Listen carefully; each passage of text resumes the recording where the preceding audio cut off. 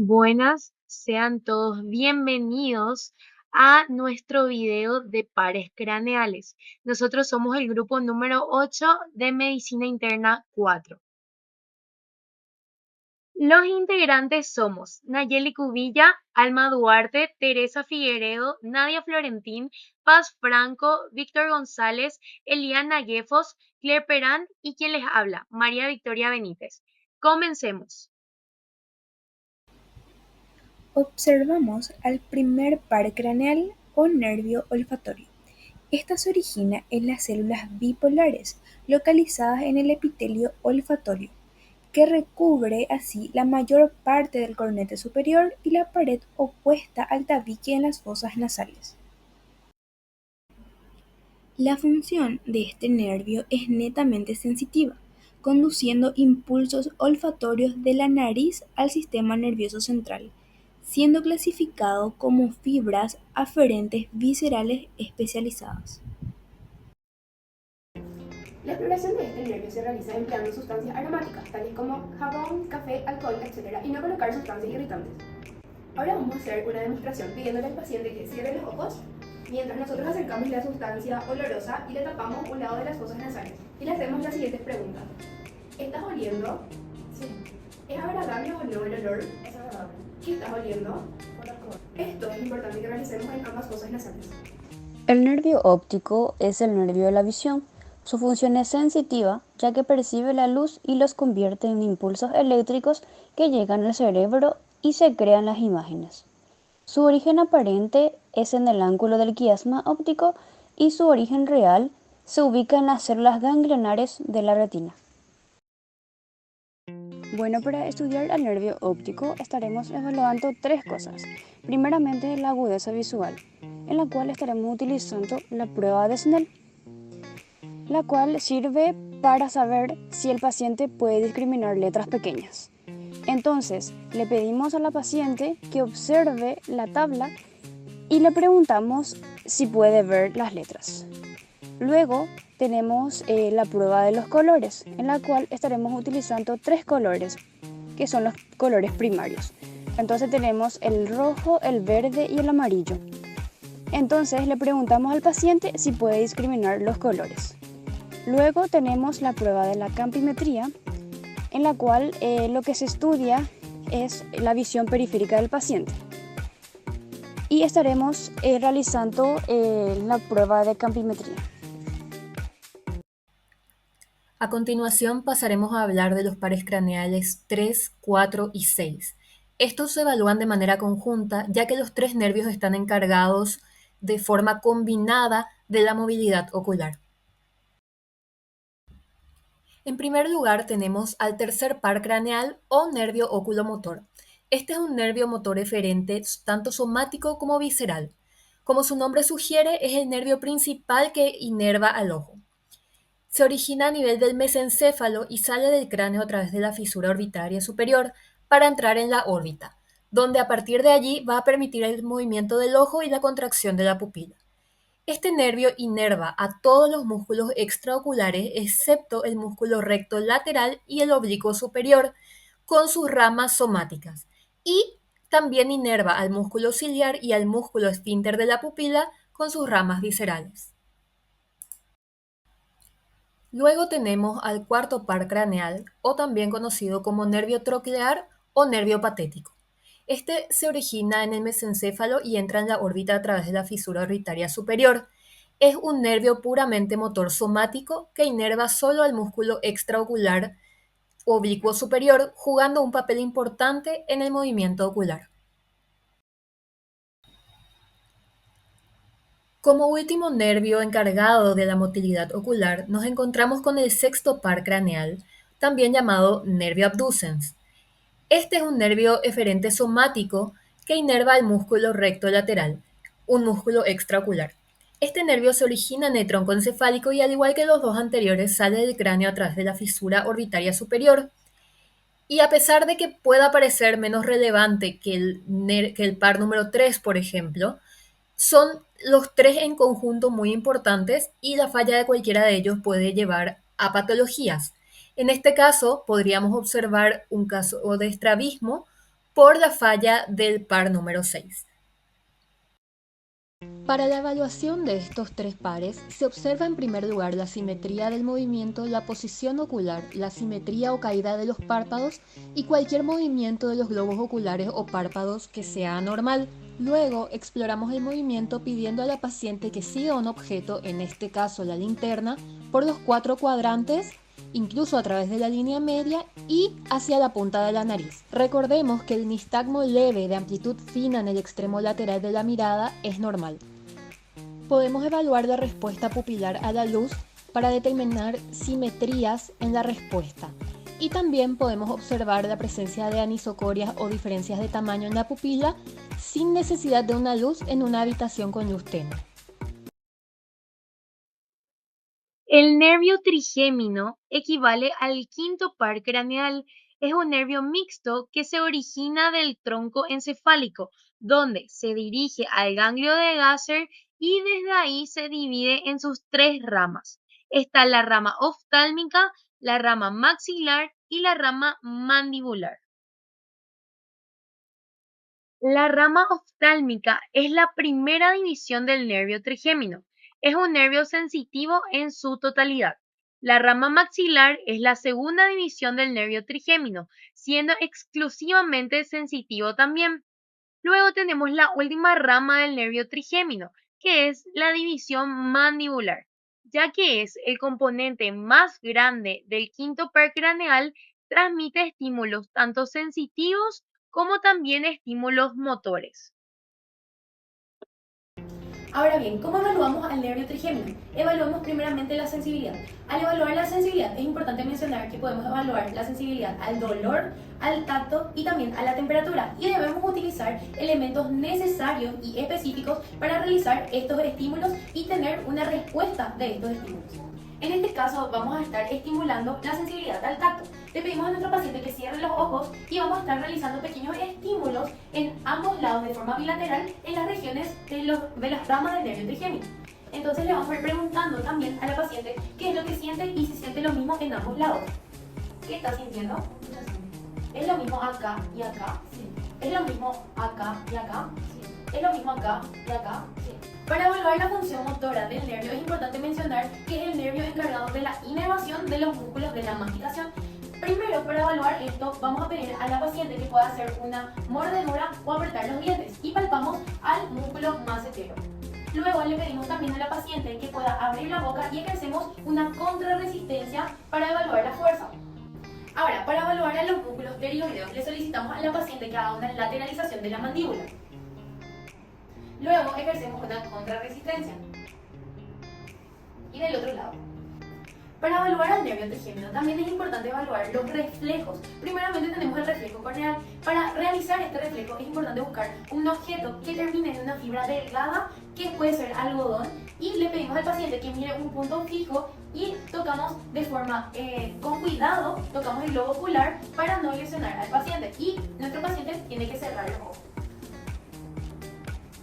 Bueno, por último, exploramos lo que sería el reflejo maceterino. Lo que hacemos es pedirle a la paciente que pueda abrir la boca, nosotros colocamos un dedo debajo de sus labios y con nuestro martillo para reflejos damos un golpe en ese sector. Y lo que queremos que haga nuestro paciente es que cierre la boca. El nervio facial, también conocido como el séptimo par craneal, es uno de los nervios más importantes en la cabeza. Su función principal es controlar los músculos de la expresión facial, pero también participa en otras funciones. Este nervio surge en el tronco encefálico, en la región del puente o protuberancia. Pasa por el hueso temporal y sale del cráneo o a través del foramen estilomastoideo. Tenemos que saber que este nervio tiene tanto ramas motoras como sensitivas, ¿verdad?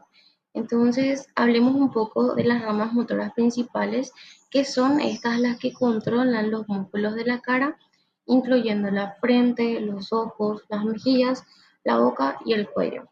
Y las sensoriales y parasimpáticas son las ramas que inervan las glándulas lagrimales, las submandibulares y sublinguales, y también permiten la percepción del gusto en los 2 tercios anteriores de la lengua. En cuanto a las funciones de este nervio, tenemos motores, sensitivos y también las parasimpáticas o autonómicas, ¿verdad? En cuanto a las motores, son las que ayudan a controlar la mayoría de los músculos que son responsables de las expresiones faciales. También del reflejo corneal, que ayuda a cerrar los párpados en respuesta a estímulo en el ojo, protegiéndolo de lesiones. Las funciones sensitivas, como por ejemplo en el gusto, que conduce esa sensación del gusto desde los 2 tercios anteriores de la lengua hasta el cerebro. Esta función sensorial es facilitada por el nervio cuerda del tímpano, es una rama del nervio facial que recoge esta información gustativa. Y también la función parasimpática autonómica, que tanto en las glándulas lagrimales como salivales estimula, ¿verdad?, la producción de las lágrimas en la glándula lagrimal, lo cual es esencial para la lubricación y protección del ojo.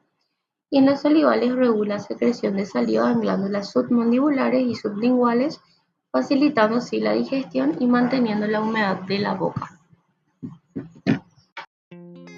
Para poder examinar este nervio, podemos pedir al paciente que frunza el ceño, también que cierre los ojos.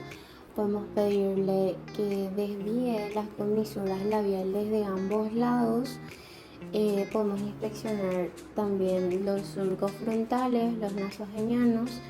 Podemos hacer una posición poniendo las manos en el mentón, que baje la cabeza para poder ver el relieve del músculo cutáneo del cuello, y también pedirle que sonría al paciente. El nervio vestíbulo coclear, también denominado nervio estatoacústico, es el octavo par craneal. Es un nervio sensitivo, más específicamente un nervio aferente somático especial. La principal función del nervio vestíbulo coclear es transmitir la información sobre la audición y también el equilibrio desde el oído interno hacia el tronco encefálico. Logra esta función a través de sus dos componentes. Primeramente, el nervio vestibular, que se encarga del equilibrio, y luego el nervio coclear, que se encarga de lo que es la audición. Para explorar al nervio vestíbulo coclear es importante separarlo en dos, la parte coclear y la parte vestibular. En este caso vamos a estar haciendo primeramente la parte coclear. Aquí tenemos dos pruebas importantes. La prueba de Weber, que es donde el examinador golpea el diapasón y lo aplica en la línea media del cráneo, lo que estimula ambas cócleas por conducción ósea directa. Luego tenemos a la prueba de Rime, es donde el examinador golpea el diapasón y coloca en la base de la apófisis mastoidea hasta que el paciente refiera dejar de percibir las vibraciones, y luego aproxima el diapasón al oído, pero sin tocar el oído. Y ahí también se le pregunta al paciente hasta qué parte está escuchando o sintiendo. Esto hay que hacerlo en ambos lados del oído. Para poder examinar la rama vestibular, tenemos que investigar el nistagmus, ya sea espontáneo o provocado, con la respuesta a la prueba calórica de Barney, donde pedimos al paciente que lateralice la cabeza. Luego también tenemos que ver el equilibrio dinámico con la marcha en estrella de Babinski-Weil, donde nosotros le pedimos al paciente que cruce los brazos y también que camine en forma lineal, donde podemos mostrarle al paciente primeramente cómo realizar esta marcha y luego que él lo haga para así poder corroborar su equilibrio dinámico.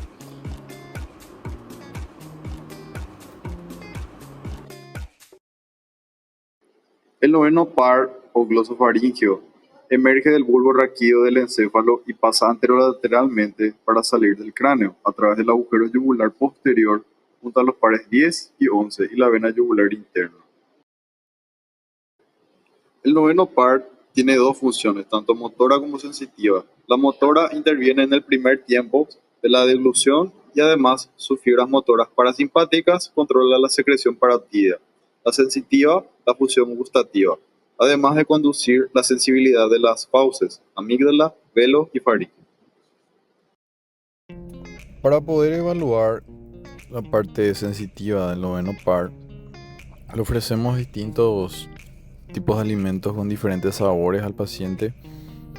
Cosas simples como podría ser azúcar o sal, y el paciente debe de poder reconocer sin saber qué es lo que está sintiendo, ya sea dulce o salado.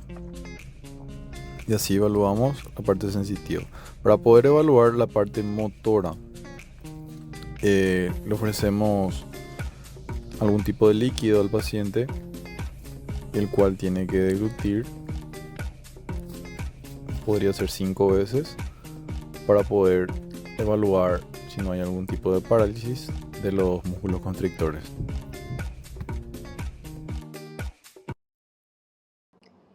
El décimo par craneal, el nervio vago o también denominado nervio neumogástrico, nace del tronco encefálico, exactamente del bulbo raquídeo. El nervio vago se extiende desde ese punto por el cuello y el tórax, donde va inervando múltiples órganos y también estructuras del cuerpo. El nervio vago tiene dos funcionalidades, tanto sensitivas como motoras. Las funciones motoras van a dar inervación a los músculos de la faringe y la laringe.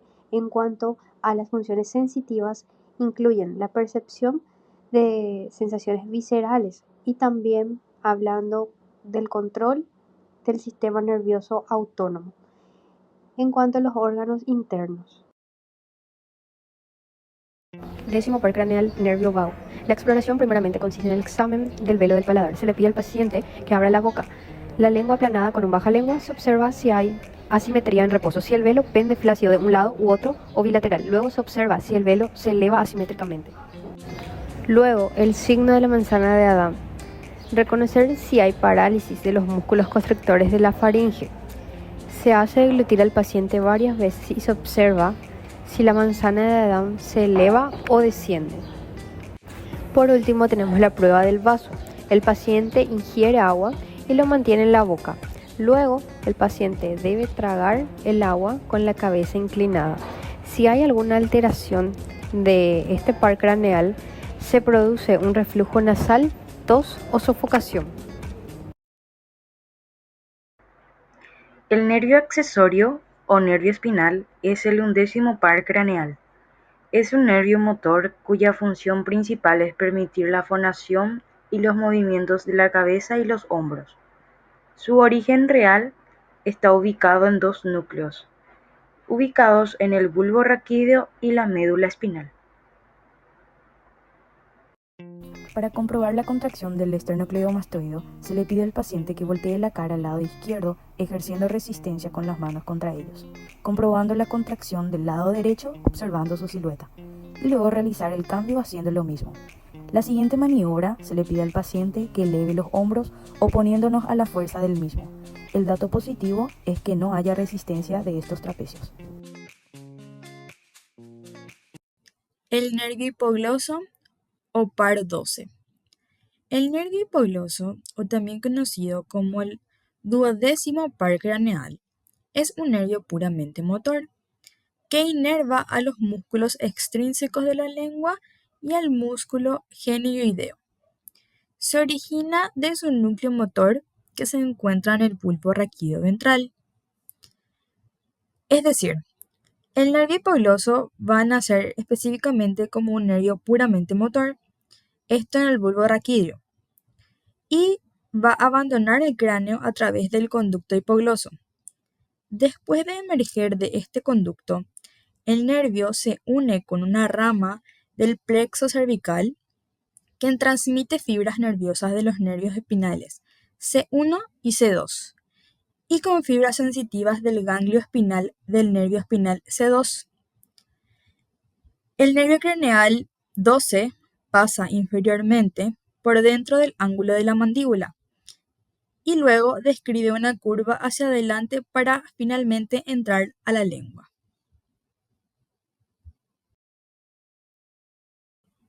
Entonces, podemos decir que el nervio hipogloso se encuentra en el cráneo y se extiende hasta llegar al borde lateral de la lengua, por lo cual cumple con diferentes funciones en esta región.